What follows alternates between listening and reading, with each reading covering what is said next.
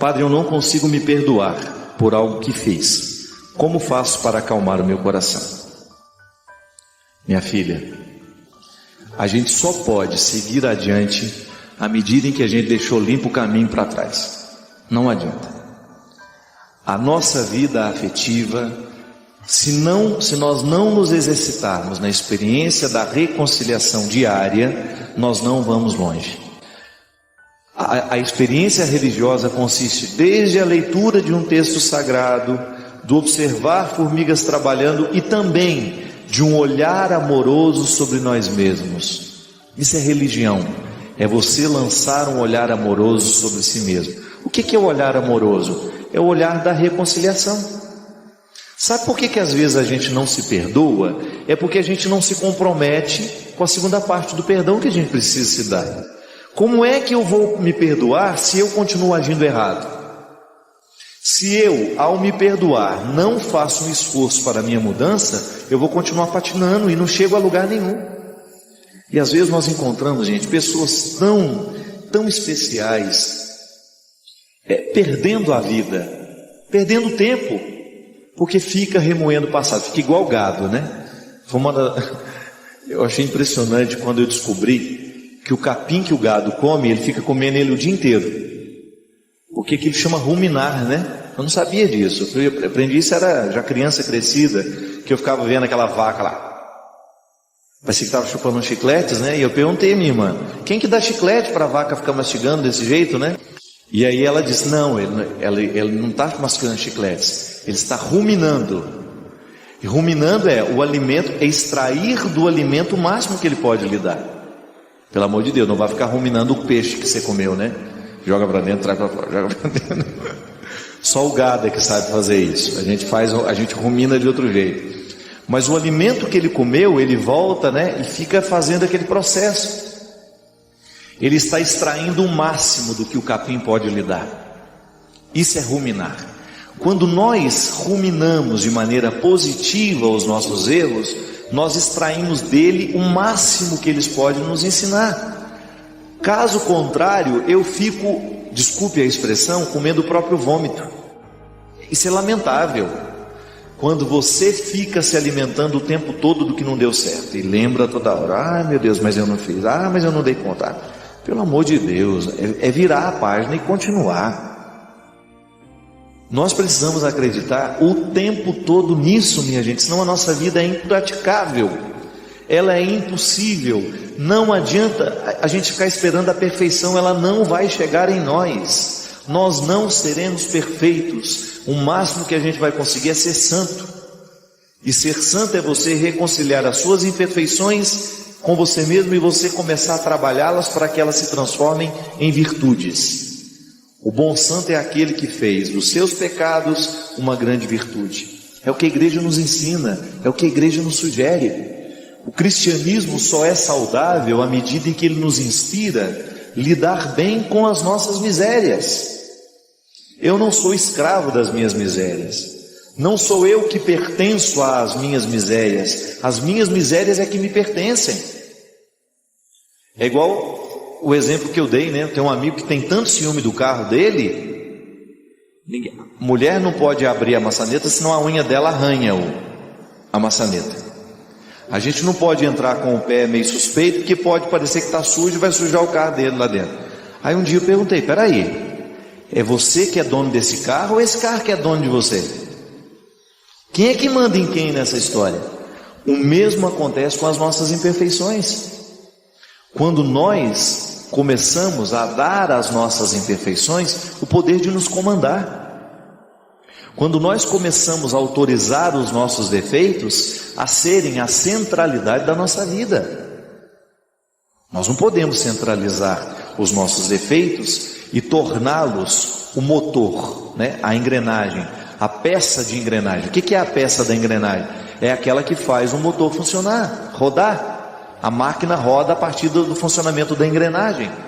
Se eu coloco na engrenagem principal os meus defeitos, então eu vou girar em torno dos meus defeitos. E dificilmente eu vou conseguir enxergar neles algum processo de mudança.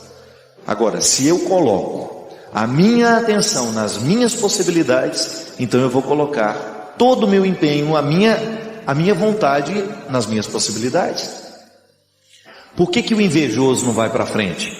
Porque o invejoso vive olhando para o quintal do outro.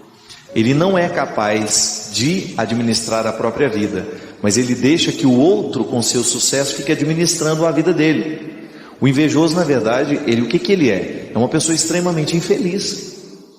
Ele não consegue viver a própria vida porque ele quer a vida do outro. Ele não consegue construir a própria riqueza porque ele quer a riqueza do outro. Ele não consegue desenvolver os próprios talentos porque ele quer o talento do outro. Pelo amor de Deus. Toda pessoa de sucesso é sempre invejada. Isso não é um privilégio seu.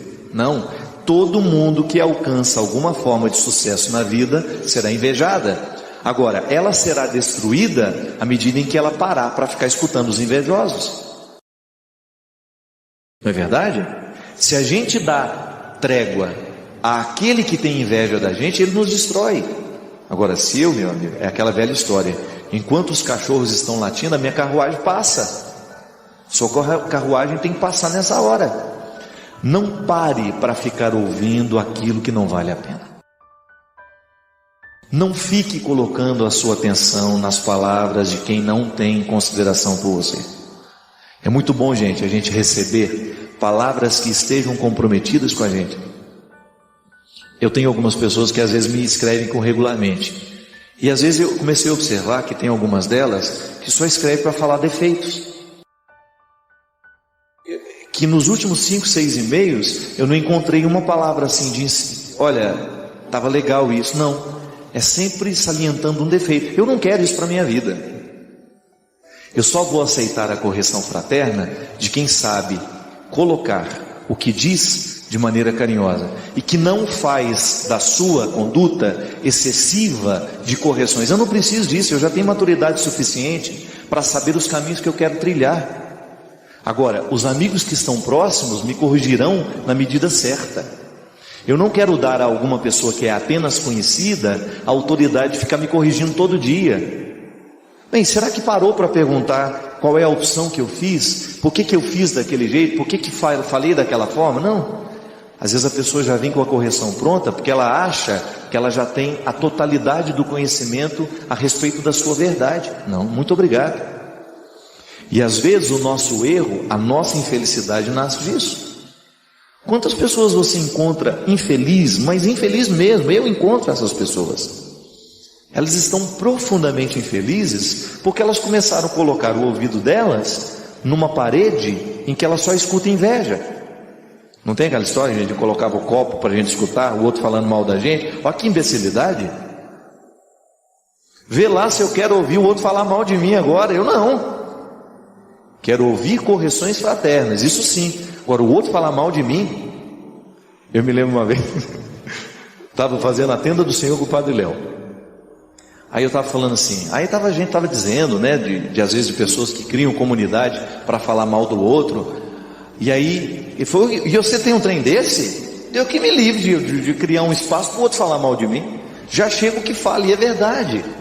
Às vezes nós colocamos o copo na parede para ouvir o que o inimigo está falando de nós. Cuidado. Porque às vezes nós fazemos a escolha errada aí. Para que querer saber o que não vai edificar? Recorda-se dos 3 filtros de Aristóteles? Aquilo que você vai me dizer é bom? É verdadeiro? Tem utilidade? Então, se não é bom, se não é verdadeiro, se não tem utilidade, para que você acha que eu quero saber isso? A mesma coisa. Às vezes nós passamos parte do nosso dia investigando o que o outro falou ou deixou de falar de mim. Não. Muda isso. Se você tem esse hábito, começa a colocar atenção no que você pode. O que o outro fala de ruim de você, se não é para lhe edificar, esquece, não põe atenção. Não demore nem 2 minutos do seu tempo para prestar atenção naquilo. Nem 1 minuto. Volto a dizer, a correção que vale a pena é aquela que está no processo do comprometimento, o outro me conhece, o outro sabe quem eu sou, e ele tem uma palavra para me edificar, mesmo que seja de correção, mesmo que seja para me chamar a atenção de um detalhe que eu preciso mudar e que eu não estava percebendo. Minha gente, nós podemos fazer essa comparação de maneira muito bonita. Quem fala do outro lado mal de nós e o tempo todo quer nos colocar tristezas e desesperos é o diabo. E o diabo se utiliza de pessoas para fazer isso com a gente. Quantas pessoas desistem na vida justamente porque deu ouvido ao diabo? Mas não é o diabo chifrudo, é o diabo que anda no meio de nós, que tem saia, que veste as mesmas roupas que nós, que sorri do mesmo jeito que nós, que parece ser seu amigo, mas não é. Então nós temos que neutralizar o poder do diabólico. Nós não podemos, se dentro do seu trabalho você tem uma pessoa que fala mal de você, comece a neutralizá-la. Sabe como? Deixando de dar atenção ao que ela fala e você dando a ela um tratamento melhor que você pode. A pior maneira de cuidar de inimigos é sendo inimigo dele também. A pior maneira de você cultivar, não há solução nisso. Se você quer neutralizar o poder do seu inimigo, trate bem.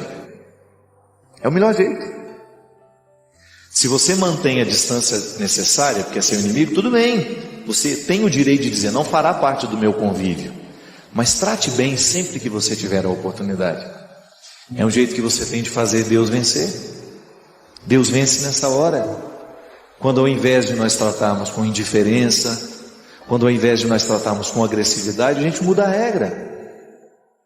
E às vezes nós conquistamos as pessoas dessa forma, minha gente. Muitos inimigos são nutridos, é porque a gente não tem a coragem de desafiá-los. Eu mesmo.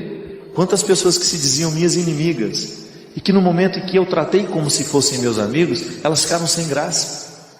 Às vezes dentro do nosso lugar de trabalho, a gente enfrenta essas coisas. A pessoa nos trata mal, inventa coisas sobre nós, e faz fofoca, faz isso, faz aquilo. Você entrega a sua melhor parte. Não pode ser diferente. Para que dar a ela o que você tem de pior? Para ficar nivelado? Para ficar tão ruim quanto ela é? Não há necessidade disso. Deus tem que nos inspirar o processo da melhoria. E isso é salvação. Isso é cuidar. É o que Deus me convida, é o que Deus te convida, e que nós não estamos fora.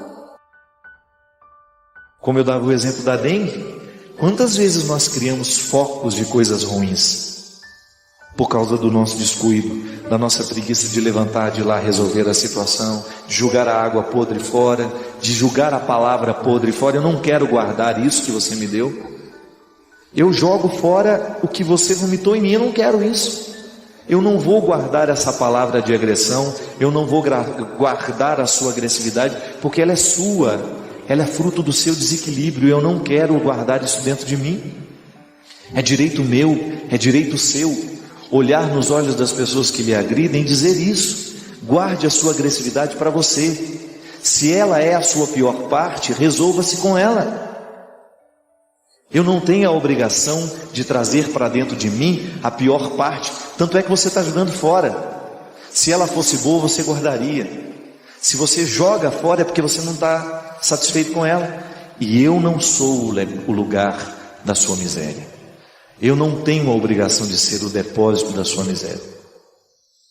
Muita salvação de Deus deixa de acontecer na nossa vida é porque a gente não tem a coragem de tomar essa iniciativa e de dizer tudo isso que eu estou dizendo.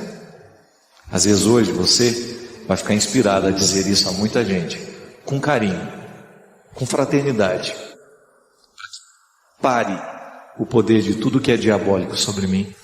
Eu desejo que você, nas suas lutas, você tenha sempre o direito e a possibilidade de retirar os seus excessos, para você ver diante dos seus olhos a sua verdade fundamental, sem exageros, só você. E a partir disso, você reencontrar o caminho da vida.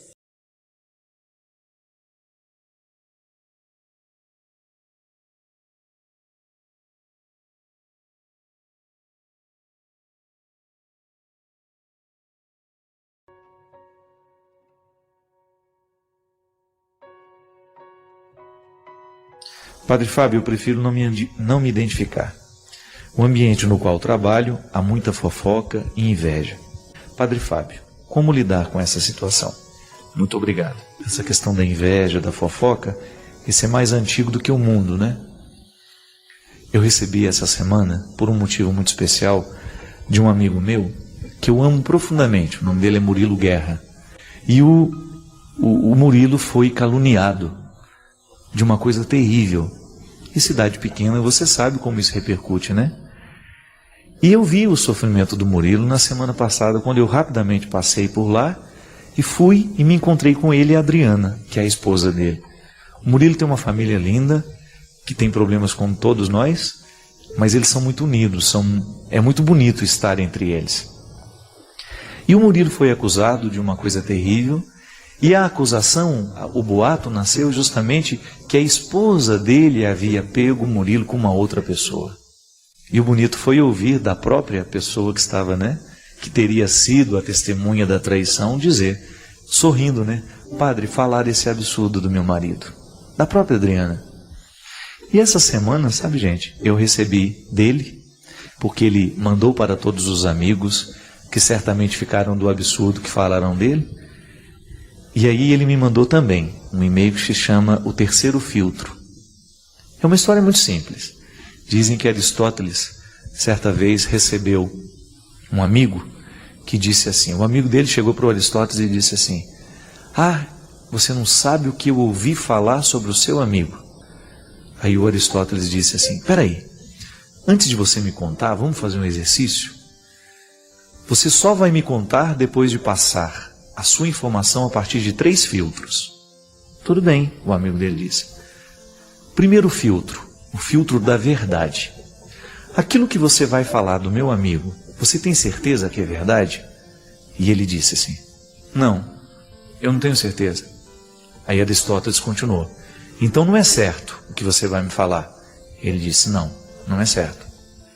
Então antes de você me dizer, não sendo certo, eu quero que você me diga, o segundo filtro, é bom o que você vai me dizer?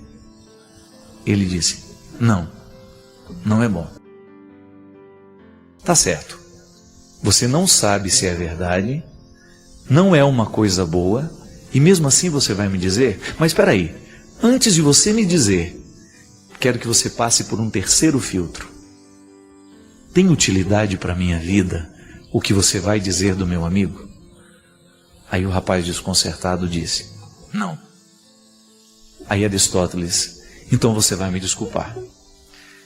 Se não é certo o que você tem a dizer, se não é bom o que você tem a me dizer, e se não tem utilidade nenhuma para mim, por que você acha que eu iria gostar de ouvir?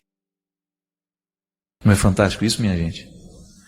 Se não é certo, se não é bom, se não é útil, por que você acha que eu iria querer ouvir isso? Na verdade, toda vez que uma pessoa se encoraja para contar uma fofoca para a gente, ela já está considerando que a gente é qualquer coisa, que a gente aceita qualquer conversinha. O mais bonito, sabe, é que naquela história toda, quando Petrópolis borbulhava com a fofoca e com o absurdo que estavam dizendo do Murilo, o Verusca, um cabeleireiro famoso lá em Petrópolis, foi a pessoa que teve coragem de sair lá do salão dele, entrar na sala do meu amigo e dizer para ele, Murilo, olhando nos olhos, estão dizendo isso, isso e isso de você. E eu não acho justo. Enquanto toda a cidade comentava a boca miúda, você ficou sabendo? Fazendo isso, sem passar pelo terceiro filtro, uma notícia nascida, minha gente, me desculpe, da cabeça certamente de uma pessoa infeliz, frustrada, que não consegue conviver com o sucesso do outro, que não consegue suportar a realização e a felicidade alheia, porque geralmente o fofoqueiro é assim.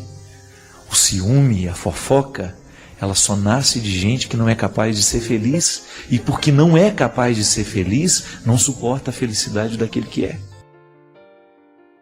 Verusca, naquele gesto de solidariedade cristão, demonstrando uma hombridade rara nos dias de hoje,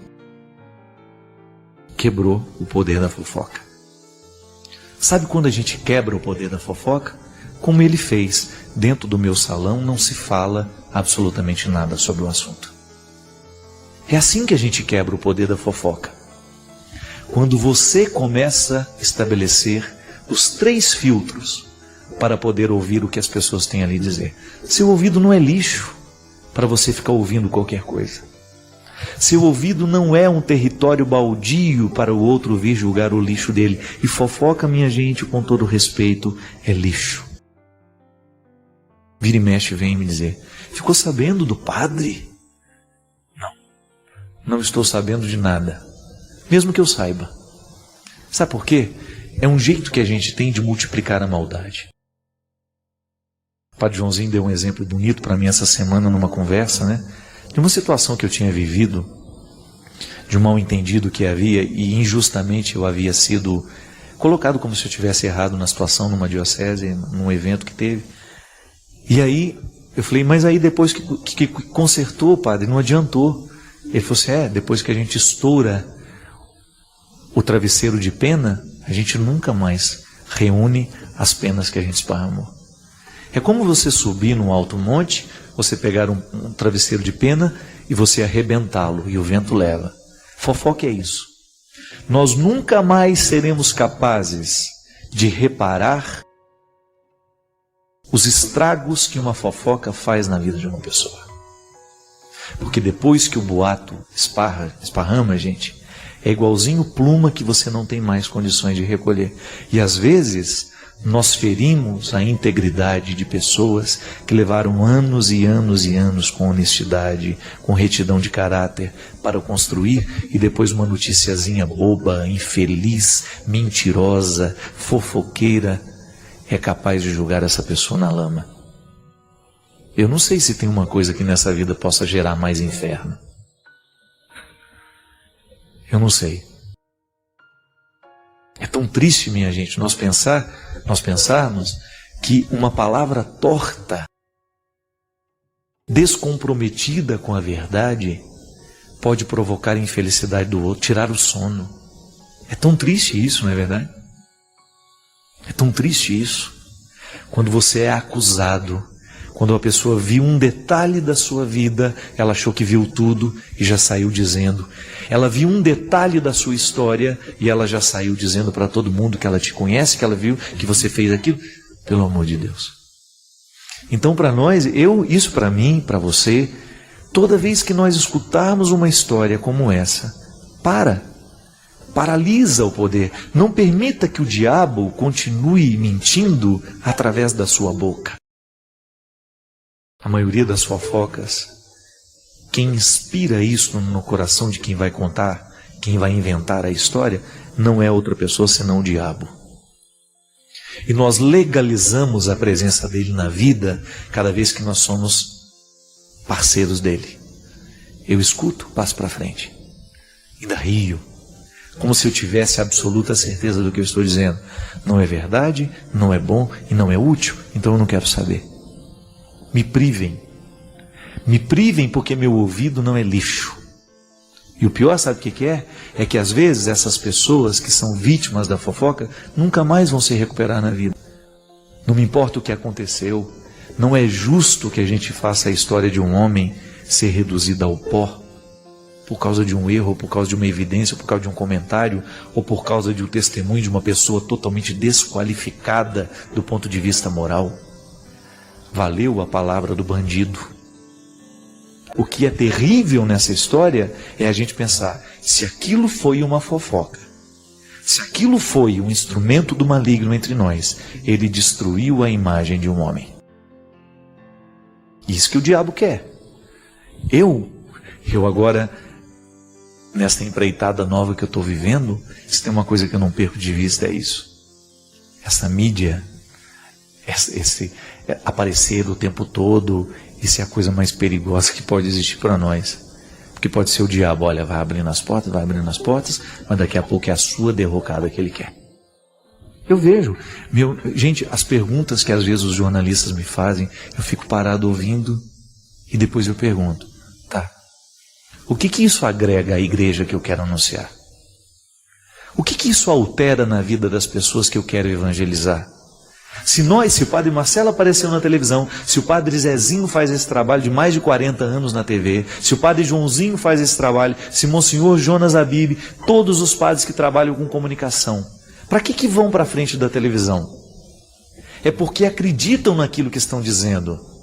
Por isso que é bom ser entrevistado em lugares que conhecem a seriedade do trabalho que a gente faz. Porque senão eles vão perguntar, qual que é a marca do seu relógio?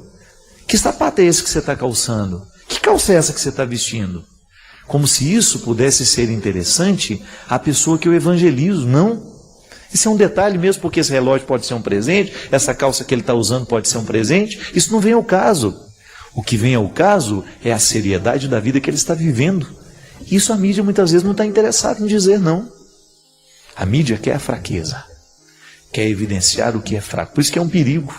É um perigo essas notícias de tudo que sai sobre as pessoas evidentes, porque às vezes nós julgamos pessoas preciosas fora por causa de manchetes mentirosas, caluniantes, absurdas, fruto do interesse maligno. Agora, quantas vezes você sofreu na sua carne a inveja dos outros? A palavra desaforada, a palavra descompromissada com a verdade.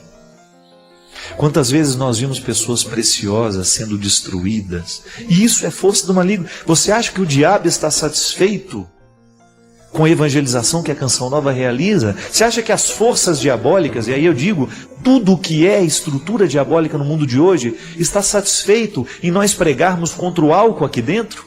Não está. Você acha que as estruturas pecaminosas que geram o pecado no mundo, por causa de poder econômico, poder político, você acha que elas estão satisfeitas com quem está fazendo bem? Defendo também os pastores evangélicos, que são inúmeros, que fazem um trabalho maravilhoso nesse país, homens de reflexão, homens de índole, que são julgados todos na mesma lata de lixo, como se o discurso deles fosse alienatório, uma palhaçada tudo isso que se realiza. Quantas vezes os homens e mulheres da religião são banalizados porque os ateus de plantão, os idiotas de plantão, os fofoqueiros de plantão resolvem contar mentiras a respeito dessas pessoas. E nós estamos lá assistindo tudo e às vezes contribuindo com a nossa palavra. Ô minha gente, às vezes nós não temos o poder de mudar muita coisa. Eu não tenho o poder de mudar o destino da história do Padre Lancelotti, tudo aquilo que falaram dele, tudo aquilo que escreveram sobre ele.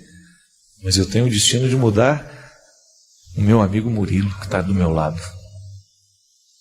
E dizer que toda vez que nós tomamos as dores de um amigo e fazemos assim como Verusca fez, parar o poder da fofoca e dizer, aqui no meu salão não se fala disso. Se você também, aqui na minha casa não se fala disso. Aqui no meu local de trabalho não se fala mal dos outros. Porque nós estamos comprometidos com a bondade. Pode até que ele tenha feito alguma coisa errada, pode até que o padre tenha errado, pode até que a freira tenha errado, mas eu não serei um veículo de transmissão. E sobretudo quando sabe que é uma mentira. Aí sim que nós temos que armar a nossa casa, fazer um cerco de Jericó, começar a rezar para que esse poder dessas estruturas diabólicas venham por terra. Faça isso. Tenha a oportunidade de amanhã viver os 3 filtros que Aristóteles propôs a um amigo dele. Quando alguém for lhe contar uma fofoca, pergunte, é verdade o que você vai me dizer?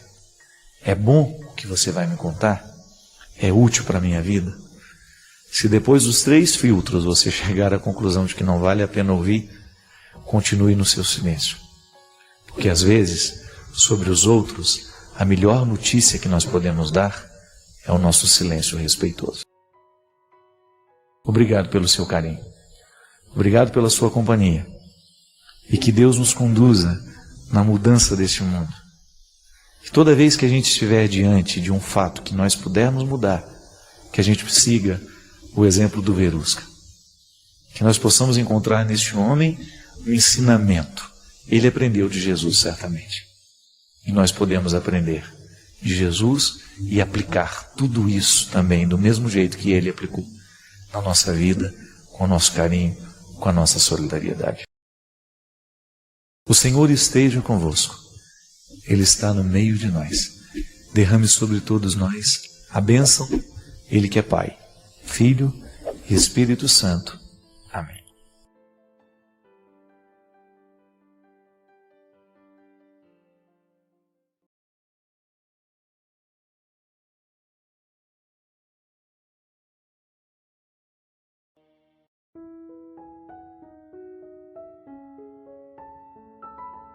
Por mais que a vida seja difícil, ninguém está fora da possibilidade de ser feliz.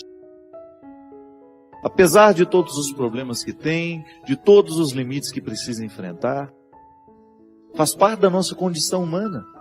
Ninguém tem vida perfeita. Gente, quando nós começamos a compreender a felicidade como um projeto possível, quando a gente deixa de idealizar essa felicidade, eu vou ser feliz quando isso for assim, quando fulano de tal, quando meu marido for perfeito, quando a minha esposa for perfeita, não vai nunca. As pessoas não serão perfeitas. Agora você pode buscar uma harmonia interior que vai lhe dar condições de lidar um pouco melhor com a imperfeição do outro e até, minha gente, lidar com ela de maneira mais responsável. Porque às vezes nós fazemos a manutenção do erro do outro. Às vezes somos nós os responsáveis pela não mudança do outro.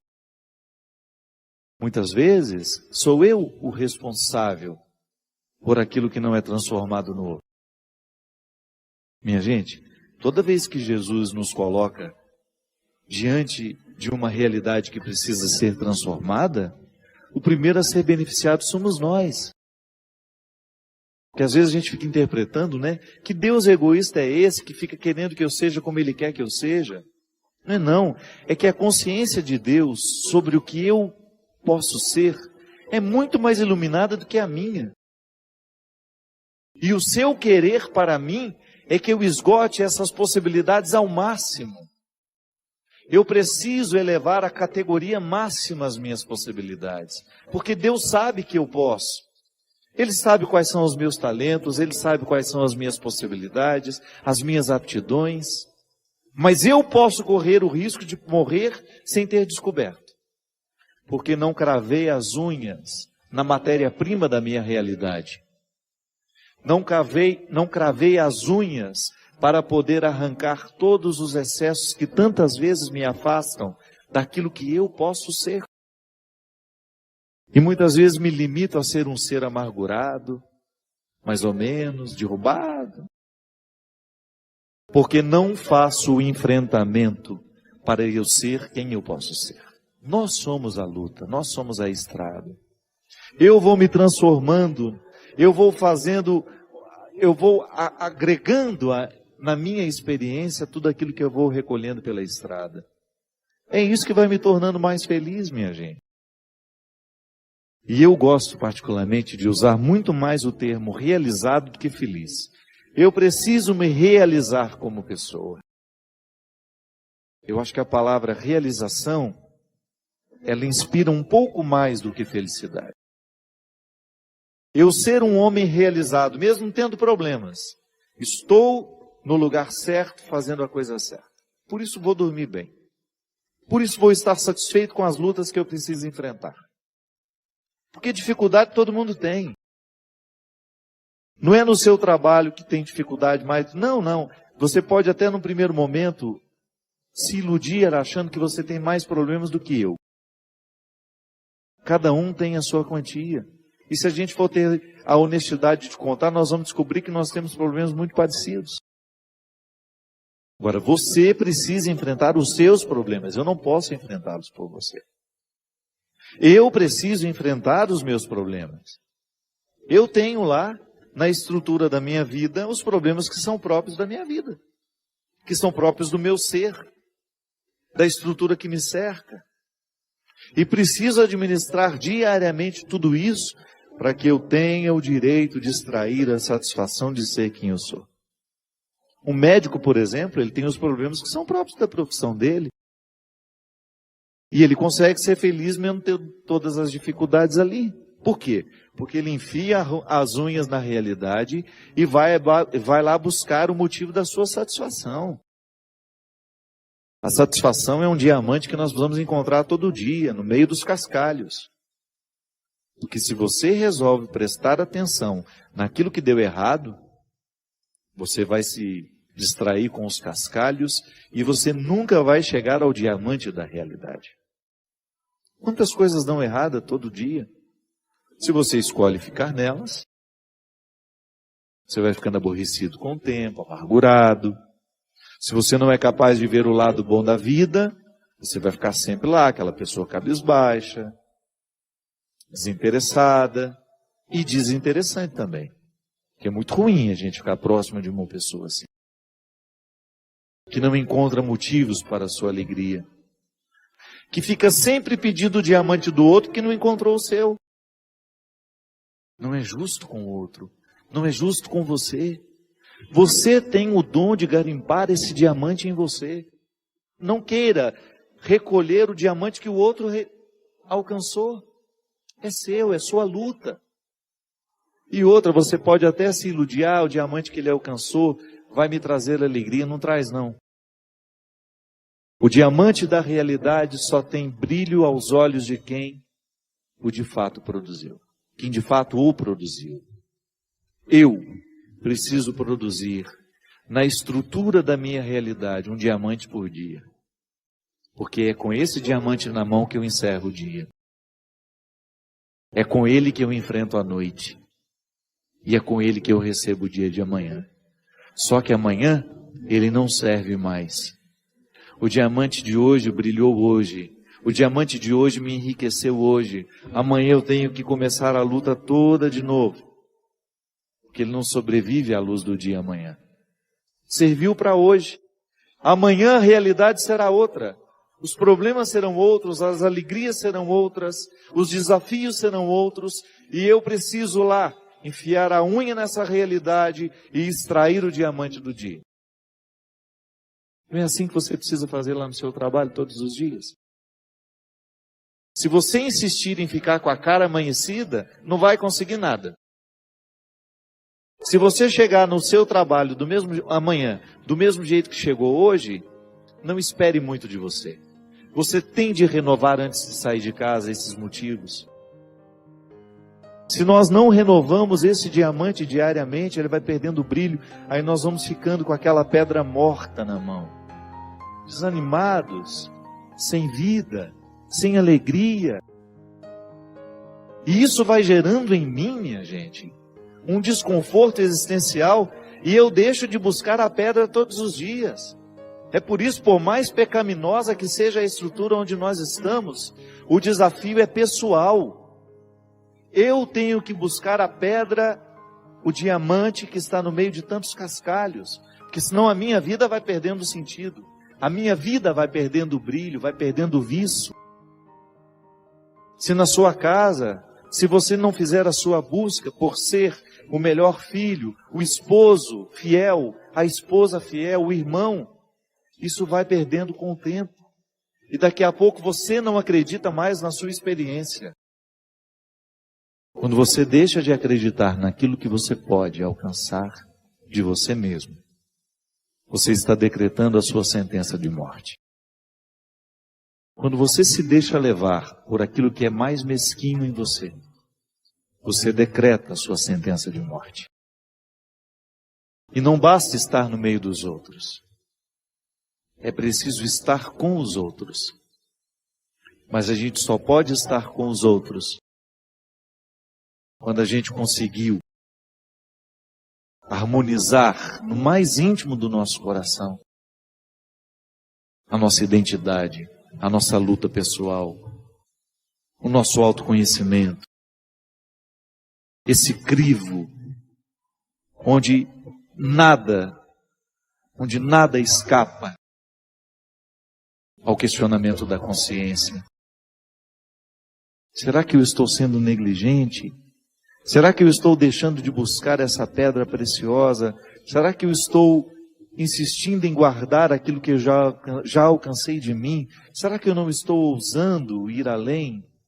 Como o velho boiadeiro levando a boiada, tocando os dias pela longa estrada. É assim que Deus nos quer, minha gente. Vida perfeita não temos, mas a gente pode ser um bom garimpeiro. E eu gostaria de começar esse programa com uma pergunta. O que é que você faz quando a vida não dá certo para você?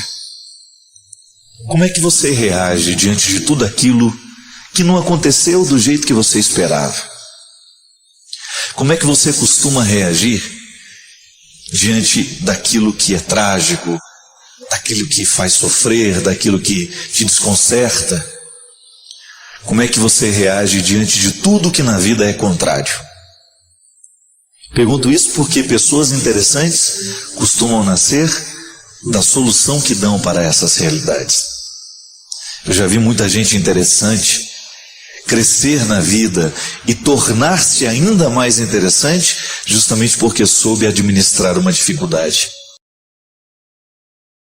Faz parte da vida humana, né? Sobretudo quando a gente é criança, a gente acreditar que tudo tem que ser certinho, que tudo é muito bonito. Faz parte daquela visão ingênua que a gente tem da vida, né?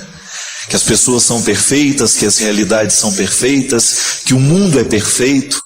Faz parte do contexto da infantilidade, daquilo que é ingênuo. Mas de repente a vida vai nos encaminhando para a gente descobrir que não é bem assim. Não é como a gente sonhou, não é como a gente imaginou, não é como a gente idealizou. É o momento em que o ser humano começa a lidar com seus fracassos. Porque a gente só sabe que é fracasso à medida que a gente toma consciência dele e administra. Não é verdade? Quando a gente é criança, nós vamos sendo contrariados e nós vamos descobrindo que nem tudo é do jeito que a gente quer. E é por isso que no processo da educação, pais e mães, irmãos e todo mundo que faz parte do processo da educação da criança, a verdadeira educação consiste em contrariar na hora certa. Porque se a gente não contraria o filho na hora certa, depois ele vai ficar infantil o resto da vida, achando que tudo tem que ser como ele quer. Você já deve ter convivido com pessoas assim, que ficaram infantis durante muito tempo porque não tinham condições de lidar com os próprios fracassos. Foram pessoas mimadas pela vida. Não enfrentaram as dificuldades porque foram poupadas o tempo todo. E você já deve ter identificado isso em você. Momentos em que você tinha dificuldade de lidar com seus problemas, com as adversidades, com aquilo que era contrário ao que você queria, justamente porque faltou maturidade. Mas você também já experimentou o crescimento que é possível acontecer cada vez que nós sabemos colocar a vida sobre a mesa, descobrir o que a gente não gosta, o que a gente gosta e aprender a conviver com isso. Digo isso, minha gente, porque nós só poderemos alcançar o ideal da santidade que Deus nos propõe o dia em que a gente começa a ter consciência de que o santo se faz a partir dos contrários. É o momento que a gente precisa identificar dentro de nós aquilo que nos desafia para a gente crescer ou para a gente evoluir. Evoluir é você retroceder, né? É você deixar de avançar. Quantas vezes na vida nós passamos por situações que porque a gente não soube enfrentá-la, porque a gente não soube administrá-la, a gente evoluiu, a gente se transformou numa pessoa pior. Mas o processo de Deus na nossa vida é nos fazer avançar. É a gente descobrir aquilo que hoje está nos contrariando, é a gente descobrir um sofrimento que hoje está agudo dentro de nós, e nós darmos uma direção certa a esse sofrimento, para que ele venha nos amadurecer. Eu gosto muito daquela palavra, eu não sei onde é que está na Sagrada Escritura, que diz que quando a criança ela não tem condições de comer alimentos sólidos, lhe é dado leite, que é um alimento rápido. É fácil engolir, não é verdade? Não dá trabalho tomar um copo de leite, mas dá trabalho comer um prato, arroz, feijão, um pedaço de carne. Mas nós, à medida em que nós vamos crescendo, nós não podemos ficar somente no alimento fácil, porque senão a gente vai morrer desnutrido. O alimento, o leite, é o alimento de um tempo certo da vida. É um tempo controlado, a medicina nos ensina quanto tempo a criança pode ficar só com o leite materno. Mas depois ela começa a ter que fazer o esforço de comer comidas mais sólidas para melhorar até mesmo o seu processo, para o seu crescimento, Para o seu desenvolvimento humano, ela precisa passar do alimento fácil para o alimento mais difícil de ser digerido. O organismo vai se adaptando a essas mudanças. A fisiologia nos ensina tantas coisas sobre a vida espiritual. E a Sagrada Escritura, quando coloca isso, está justamente nos mostrando que, da mesma forma como a fisiologia precisa de coisas mais fáceis no início, com o tempo ela vai pedindo também realidades mais difíceis, mais complexas. É como aprender matemática. A gente só será capaz de realizar operações de álgebra se um dia a gente aprender que 1 mais 1 é igual a 2. Quando nós passamos pelas operações simples, a maturidade espiritual humana, minha gente, passa pelas mesmas regras. Se eu não soube administrar os pequenos conflitos que a vida me ofereceu, eu não vou conseguir lidar com as grandes dificuldades que a vida vai me oferecer à medida que o tempo passa. E é interessante isso, porque ninguém está livre disso. Envelhecer é você lidar com os limites da vida. A disposição que você tinha na sua juventude, você não tem mais hoje. Mas quem disse que isso é perder? Isso é perder quando você olha apenas de um foco. Mas se você amplia a visão que você tem do envelhecimento, você vai descobrir que a idade, a velhice, a maturidade, vai lhe dando oportunidades de você lidar com você mesmo de um jeito novo. Você começa a esbarrar no limite de forma positiva e você descobre naquele limite uma causa de crescimento para você. Você descobre naquela realidade que é contrária, aparentemente algo que está colocando ainda mais limites para você, mas aí você descobre que existe um passo a ser dado naquele momento. Crescer em Deus. Eu, quando eu fico melhor como pessoa, porque eu me despertei para uma realidade que antes me acorrentava, antes me deixava pior, a gente começa a galgar espaços mais nobres, mais elevados. E isso é crescimento espiritual. Ontem, por exemplo, no lançamento do nosso livro aqui em Belo Horizonte, Cartas entre Amigos, eu e Gabriel Chalita, uma mulher colocou o livro Cartas entre Amigos para eu autografar, me olhou e disse assim: Padre Fábio, eu li o livro Quem Me Roubou de Mim. E sabe qual foi o resultado daquele livro na minha vida? Eu disse, não. Fiquei pensando, né? Alguma coisa espiritual, alguma vitória que ela alcançou do ponto de vista, libertou-se de um relacionamento, qualquer coisa assim.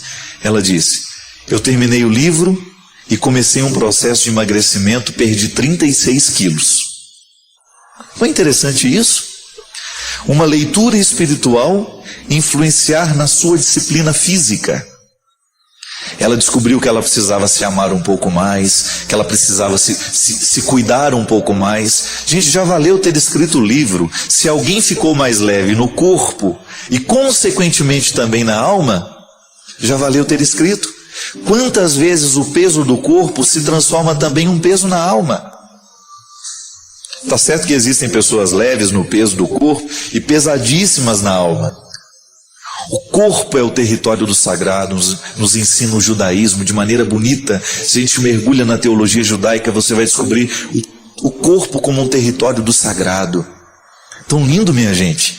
Você descobrir que o respeito ao corpo é também o respeito ao espírito. E que o respeito ao espírito é também o respeito ao corpo, porque nós não somos duas realidades. Nós somos uma unicidade. A antropologia nos ensina isso. Nós somos corpo e alma. O cuidado de uma realidade reflete na outra. E isso é interessante. Você ir descobrindo na sua vida as exigências que a própria vida vai lhe dando, as situações contrárias que a vida vai colocando para você, e aí, como é que você reage? Ou você escolhe crescer, ou você escolhe evoluir. E às vezes a coisa é tão trágica que a gente pensa, não, aquela pessoa agora vai só piorar. E de repente ela reage de uma maneira tão nova. Por quê? Deus é o motivo é a lente por onde nós olhamos a realidade. Tudo depende também da lente que nós olhamos, né? Para qual lugar nós estamos colocando? Qual é o filtro por onde passa o nosso olhar? E religião é para isso, minha gente. É nos ajudar a compreender o processo humano, o processo espiritual, e a gente se transformar em pessoas melhores por causa da religião que a gente vive.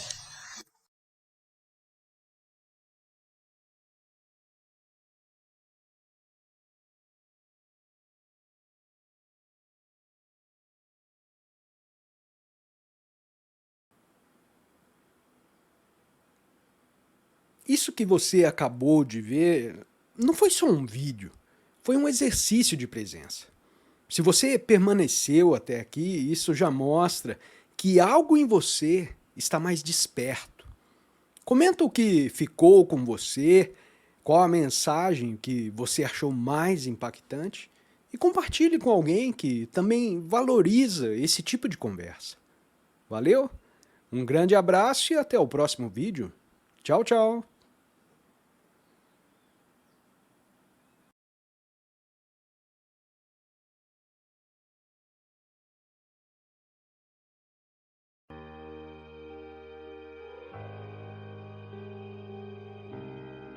Coisas ruins acontecem com pessoas boas, coisas boas acontecem com pessoas ruins, e na hora que acontece, os bons precisam recrutar todos os elementos que o tornam bom, que os tornam bons, para que eles tenham condições de compreender a vida. Para a gente parar de chorar, sabe, o leite derramado, para a gente começar a olhar a vida com um pouco mais de coragem, com um pouco mais de disposição, com um pouco mais de maturidade. Até quando alguém morre na nossa vida, se a gente não se liberta para compreender a perda, a gente não organiza o luto nunca. A gente vai ficar amarrado aos nossos cadáveres 10, 20, 30 anos. Inclusive a gente até vive alguns aprendizados que só a perda de alguém muito essencial na nossa vida nos ensina. Uma delas é aquilo que o poeta Mia Couto, o escritor moçambicano, fala de maneira tão interessante. O morto amado, ele nunca para de morrer. Todos os dias você tem de conviver com aquela morte. Está vendo? É assim. Eu preciso entender que para eu chegar ao contexto dessa libertação, de ser capaz de organizar esse luto, eu terei que matar os meus fantasmas diariamente, eu terei que administrar a notícia novamente. Morreu, não existe mais. E buscar os recursos que a vida pode me oferecer para que eu tenha condições de chegar a essa superação.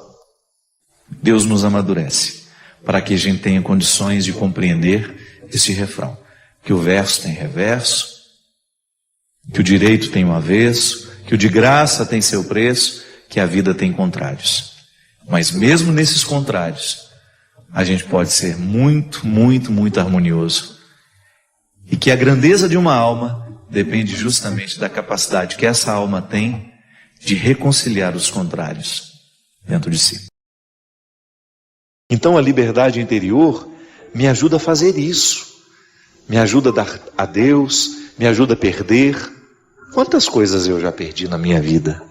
Quantas pessoas eu já perdi na minha vida? Tem gente que tem ciúme do carro e fica bravíssimo, perde todo o equilíbrio quando fica sabendo que alguém usou o carro dele.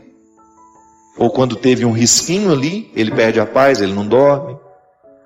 Nós nos apegamos a situações, nós nos apegamos a pessoas, nós nos apegamos a status, nós nos apegamos até à imagem que temos. Tem gente que não aceita o processo do envelhecimento porque tem um apego à imagem que tinha na juventude.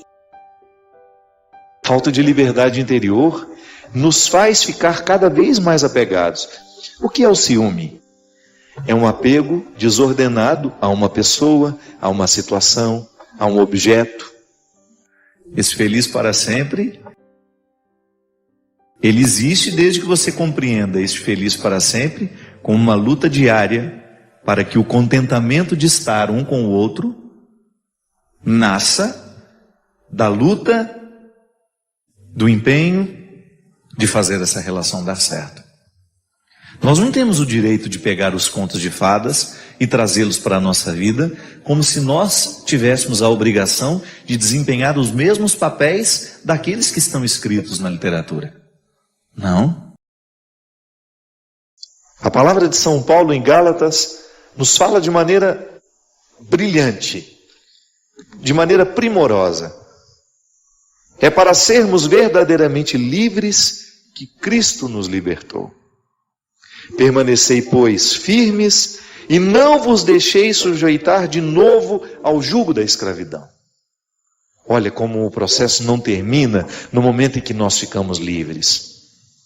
Eu, ao ser libertado, ao dar um passo na direção da minha liberdade interior, eu preciso zelar para que as situações não venham me oprimir novamente. Porque todas as estruturas que nos escravizam continuam. Eu me lembro quando a minha irmã morreu, meu Deus do céu. Eu pensei que eu nunca mais seria capaz de me alegrar com alguma coisa. Tamanha era a profundidade daquela dor. Eu vendo a minha mãe sepultar a minha irmã, eu fiquei pensando, eu acho que a minha mãe nunca mais será capaz de sorrir, de se alegrar por alguma situação. Mas ela, envolvida pela graça de Deus, foi aos poucos se restabelecendo.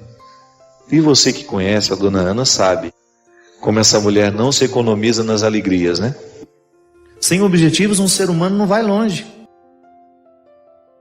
Mas o objetivo é sempre um fator que está ligado a um ideal. Eu quero isso para mim. Mas o que eu reconheço hoje ainda não me dá condições de viver a realização desse objetivo. Então aí você vai se colocar, se equalizar no tempo do empenho. Mas que as suas metas, elas não desconsiderem o seu processo atual. Eu não posso ter uma meta que desconsidere o que eu sou. Eu preciso amarrar as minhas metas à minha realidade. E na realidade eu sempre posso interferir.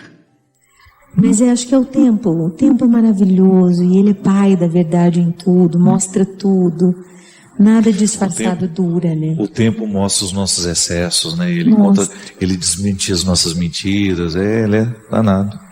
Você que nos acompanha em casa, talvez esteja se identificando um pouco com essa conversa, porque também você, nas instâncias da sua vida, se sente também muitas vezes prisioneiro dos seus sentimentos mesquinhos, daquilo que há de mais primitivo em você. Essa oportunidade que a gente tem aqui de lembrar, de recordar que o cristianismo é o convite diário de nós acessarmos essas dimensões primitivas. E é por isso, minha gente, que eu gosto de frisar sempre que o contexto da religião tem de ser o contexto do amadurecimento humano. Nós não podemos dobrar os nossos joelhos no chão para rezar a Deus, esquecendo as nossas causas. Nós não temos o direito de viver uma mística que nos aliene, que nos impeça ou que nos prive de pensar as questões humanas. Nós não temos o direito de viver um relacionamento com Deus que não nos coloque na obrigação diária de olhar para aquilo que nós estamos vivendo, para aquilo que nós estamos escolhendo, para aquilo que nós estamos pensando.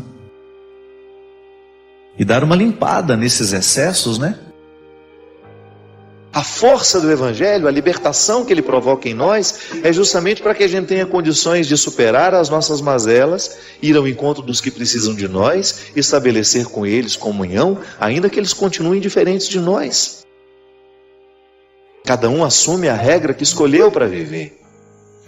E eu fico percebendo, Ziza, que às vezes nós ainda estamos tão distantes da proposta cristã, dessa fraternidade, justamente porque não somos livres. Você fraternidade verdadeira, né? Às vezes a gente experimenta sentimentos tão mesquinhos diante do sucesso do outro, diante da beleza que o outro provoca, diante da arte que o outro... Dói, né? Que coisa estranha isso, né? É imaturidade, na verdade. Na verdade, acho que essa falta... Não adianta, para a gente se alegrar com o outro, a gente precisa estar livre e feliz com o que a gente está vivendo. Senão você fica invejando o jardim do vizinho, né? Inevitável. Inevitável. E se alegrar com o outro é bom, só porque é leve. Só acontece se for verdadeiro. E a gente dá na cara, né? Vê na cara. Mas se de vez em quando alguém não nos retira desse senso comum e nos apresenta uma maneira nova de interpretar a realidade, a gente corre o risco de ficar acorrentado nas mesquinharias, né, do senso comum. Pensar diferente, pensar alto. Não era a proposta de Jesus? Ele não mudava a cabeça de quem ele encontrava? Para melhor, né? Ele fazia com que aquelas pessoas saíssem de um contexto antigo de interpretação de si mesmo, do outro, do amigo, da política, da religião, e fazia com que aquela pessoa avançasse aqui pela cabeça, coração só muda depois que a cabeça pensou diferente. E é tão importante, minha gente, você sentir que você não está estagnado. Nós vivemos num tempo de tantas escravidões, as escravidões do preconceito. Meu Deus do céu, às vezes nós assistimos a um debate político e as pessoas se atacam de maneira, meu Pai de misericórdia, e você fica pensando, você vê o desrespeito de um ser humano pelo outro, você vê o tempo todo, você assiste a um noticiário e você fica percebendo a crueldade sendo cada vez mais presente entre nós. Por quê? Porque falta uma mentalidade que nos liberte. Falta uma mentalidade que nos dê condições de olhar para o outro com um pouco mais de amor, de olhar para o outro que vive a sexualidade diferente de nós, que fez opções diferentes de nós, e a gente ser capaz de ter um respeito por aquela pessoa, de não tratá-la com descrédito, como se ela fosse um ser humano de segunda grandeza. Hoje é aquele momento em que Jesus diz que se você quiser vir, você terá que abrir mão dos seus contextos para descobrir o contexto dele. Se traga você. Traga você, e a partir do momento que você se apresenta a ele, ele vai fazer uma grande obra na sua vida. Às vezes nós resgatamos o instinto tribal para poder nos justificar dos medos que a gente sente, das inseguranças que a gente carrega. Dá vergonha de admitir, eu sou ciumenta, eu sou insegura às vezes, eu tenho medo às vezes. A gente tem vergonha de dizer pra gente mesmo quem a gente é. Eu, de verdade, acredito e experimento muito que a misericórdia de Deus é um espaço maravilhoso para viver. É grande, sabe? É um lugar onde você entra e dá para respirar em paz e dizer, Jesus, olha que tipinho eu ando sendo aqui. Vamos conversar nós dois. Quero ser assim não, né? Ser livre é um projeto que nunca termina, né? Nós nunca estamos totalmente libertos. A antropologia cristã, ela nos ensina que a nossa liberdade interior precisa ser libertada diariamente. Porque é um dom. É um dom que me pede uma tarefa. Não recebo de mão beijada, né? Como se diz comumente quando as coisas são muito fáceis. Deus nos deu a liberdade como um dom. Eu trago dentro de mim, você traz em você, todos nós recebemos. Agora, ser livre é outra coisa. É como você ter uma planta que precisa crescer mediante o cuidado que a gente tem com ela. Quando você rega, quando você aduba, para que todo aquele potencial que há na semente se desenvolva e aquela semente possa tornar-se a árvore que potencialmente existe ali dentro. A mesma coisa é a liberdade. Poder dizer, hoje livre sou, é você assumir que você está num processo de libertação da própria liberdade.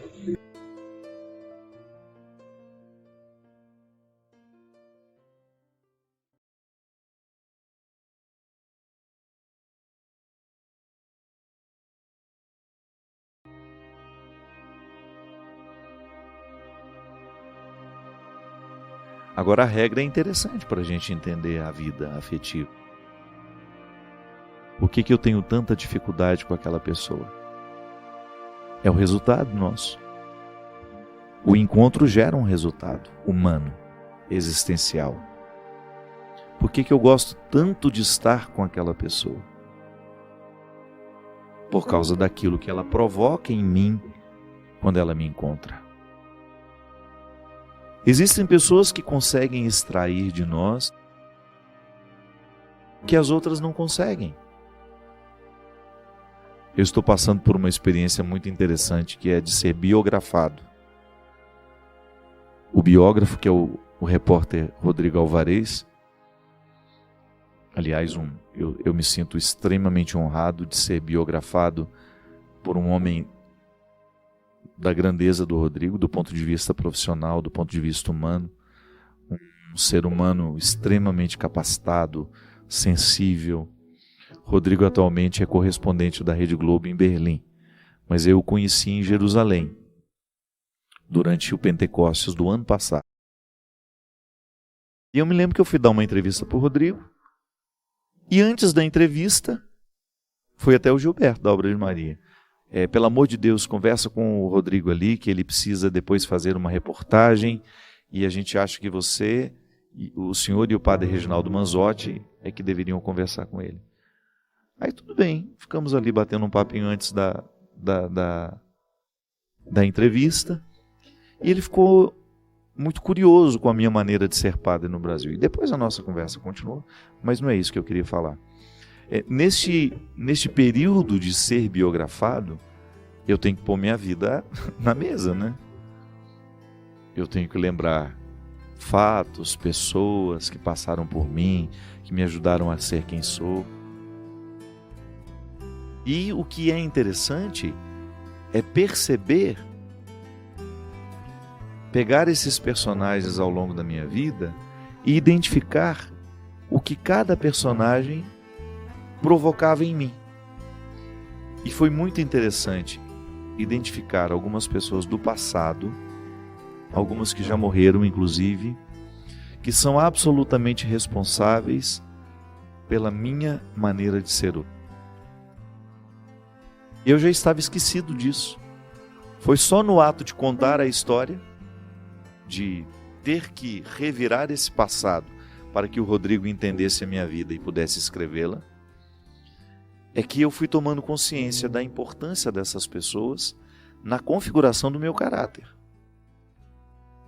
Elas arrancaram de mim sentimentos, posicionamentos, pensamentos, posturas que as outras não arrancaram. O resultado do outro em mim. Aquilo que nós provocamos quando estamos juntos. Você se casou assim. Se você investigou bem seu marido, se não foi na pressa, você se casou justamente porque você se apaixonou pelo que sobrava entre você e ele quando vocês estavam juntos. Era bom o resultado humano que você experimentava quando você estava a sós com ele. E é por isso que o amor tem de ser renovado depois, porque à medida que chega um filho na família, modifica a maneira como vocês dois eram um para o outro. Terão de adaptar o amor. Da mesma forma, quando alguém é arrancado. Por exemplo, um casal que perde um filho de acidente, uma doença. As estatísticas dizem que muitos casais, depois de enfrentarem a perda de um filho, passam pelo processo da separação. Sabe por quê? A psicologia explica, é muito simples. Porque a maneira de sentir e interpretar a ausência do filho é diferente no homem e é diferente na mulher. E às vezes não há entendimento, não há uma compreensão dessa diferença. Então, ou a mãe acha que o pai não está ligando para a perda, ou o contrário. Tudo vai depender da intensidade com que essa perda é sentida no coração de cada um. Não é interessante isso? Então, quando alguém chega, a relação dos dois é modificada. Mas também quando alguém é arrancado, a relação é modificada. É o que o outro provoca em nós. Então, Júlia, terá de investigar se essa, que para você é uma possibilidade de ser amigo dele, até mesmo uma necessidade, porque você gosta do resultado de quando você está com ele como amiga, mas não gosta do resultado quando está com ele quando namorada. Pode ser que na perspectiva dele ainda não seja possível essa amizade. São os mistérios do nosso sentimento, minha gente. O ser humano é muito misterioso. É muito enigmático. Né, minha Bia querida? Minha produtora querida. Ela está ali no fundo dizendo a verdade, padre. Se estivesse sentindo profundamente o que eu estou dizendo. O ser humano é misterioso. É por isso que, gente, nós temos que frear muito a nossa língua para fazer julgamentos precipitados, para chegar a conclusões precipitadas. Nós somos puro mistério. A gente precisa muito mais se observar. É a observação que vai dando a gente condições habilidade para lidar com o outro, para ser pai dele, para ser mãe, para ser irmão. É assim. Sem essa observação, a gente não chega nem a saber o que o outro provocava em nós. E você sabe que quando a gente tem essa sabedoria, esse pensamento um pouco mais profundo, a gente começa a entender até o porquê que a gente tem implicância daquela pessoa. Porque é natural, não tem como evitar. Algumas pessoas a gente é mais simpático, outras menos. Eu sei que algumas pessoas querem que eu não sinta isso porque eu sou padre. Me desculpe, não é assim que funciona. Eu não tenho direito de desprezar ninguém, não tenho direito de tratar ninguém mal da mesma maneira como você não tem. Não é porque eu sou padre. Não é porque eu sou um menino educado pela dona Ana. Agora, o meu sentimento de querer proximidade com esse ou com aquele, me desculpe. Isso é humano. Eu não tenho o direito de negligenciar a minha oportunidade de ser padre na vida de alguém. Mas eu tenho o direito, sim, de eleger os que participarão da minha intimidade. Não é porque eu sou padre que eu perdi esse direito, não é não. E é uma questão também de educação do outro e de maturidade entender isso. Nossa, eu gosto muito dele, mas nós não somos amigos da maneira como eu queria. Porque há limites. Não estou falando de mim mais não, eu estou falando de você com os seus relacionamentos. Que às vezes você insiste com o outro e desconsidera que aquilo que você provoca nele não é bom, não é satisfatório para ele. Pode ser que eu seja muito pessimista, né? Ou então que eu tenho um espírito de vítima, e aí quando eu me aproximo do outro que já teve isso também e que teve a possibilidade de vencer isso, aí ele enxerga em mim aquilo que ele não gosta nele, aí ele tem dificuldade comigo. É assim que funciona. Eu, por exemplo, quando eu começo a identificar as minhas dificuldades com este ou com aquele ser humano, eu inevitavelmente descubro aquilo que foi difícil em mim. O vitimismo, por exemplo, é difícil para mim, de conviver com uma pessoa que tem espírito de vítima, que tudo ela acha que a gente falou para magoar, que tudo ela é a pior, é a última da lista. Nossa, meu Deus do céu. Por quê? Porque eu também já tive isso. E graças a Deus superei. Então toda vez que alguém se aproxima de mim com esses sentimentos, eu tenho uma sensação que ela está trazendo o cadáver que eu já sepultei. E eu não quero velar mais esse cadáver. Eu quero ter o direito de não conviver com os cadáveres que eu já sepultei. E se o outro insiste em não sepultar os seus cadáveres, o problema não é meu. Quanta coisa dentro da nossa casa ou dentro do nosso círculo de amigos seria resolvida se a gente tivesse a coragem de dizer, olha, o defunto é seu, vai lá sepultar, não é meu não. Não é, Cristo? Vai enterrar esse defunto que ele não é meu. Vai reciclar esse lixo porque ele é seu, não é meu. E aí o outro faz aquele estardalhaço, chama você de injusto, chama de você de seletivo, chama você de aborrecido, diz daqui, faz parte da necessidade que a pessoa tem de fazer o seu showzinho, chamar a atenção por ser a pobrezinha necessitada de afeto, disso, daquilo. Isso é diabólico, isso não edifica ninguém. Nunca vi uma pessoa ficar mais grandiosa, mais feliz, alimentando esse tipo de comportamento. Mas sempre tem alguém que bate palma para o maluco dançar. Então o maluco chama a atenção do outro e eles vão ser malucos juntos.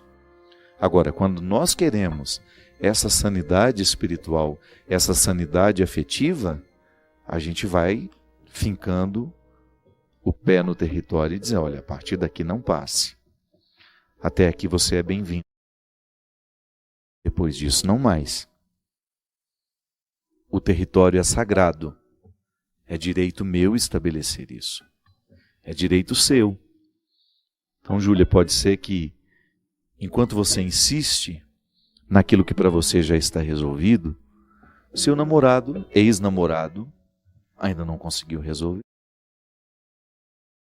Volto a dizer, a gente precisa ser muito atento, estar muito atento, para que a gente não imponha um fardo sobre o outro, que para nós já não é fardo. Pode ser que para mim seja fácil levar, para o outro não é. Mas então também eu tenho o direito de dizer, resolva-se. E depois pode ser que o nosso encontro mais daqui 10, 20 anos, ele seja mais leve, ele seja mais satisfatório. Porque às vezes também é assim. Às vezes você insiste em resolver situações ou estabelecer vínculos que não são para agora. O tempo vai mostrando para nós o que é importante. E a gente vai vivendo aquela sabedoria bíblica de separar o joio do trigo. Da mesma maneira como nós separamos conhecidos de amigos. Uma coisa é certa, Deus é nosso amigo e não quer nos ter como conhecidos. Quer nos ter como verdadeiros amigos. Permitir que esse evangelho penetre o mais profundo da nossa consciência é viver essa amizade da maneira mais radical, isto é, permitindo que esse amor de Deus por mim me transforme nas minhas raízes.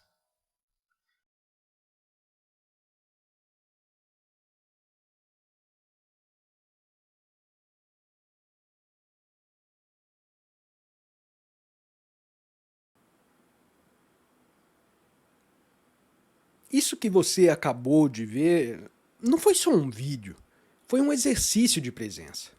Se você permaneceu até aqui, isso já mostra que algo em você está mais desperto.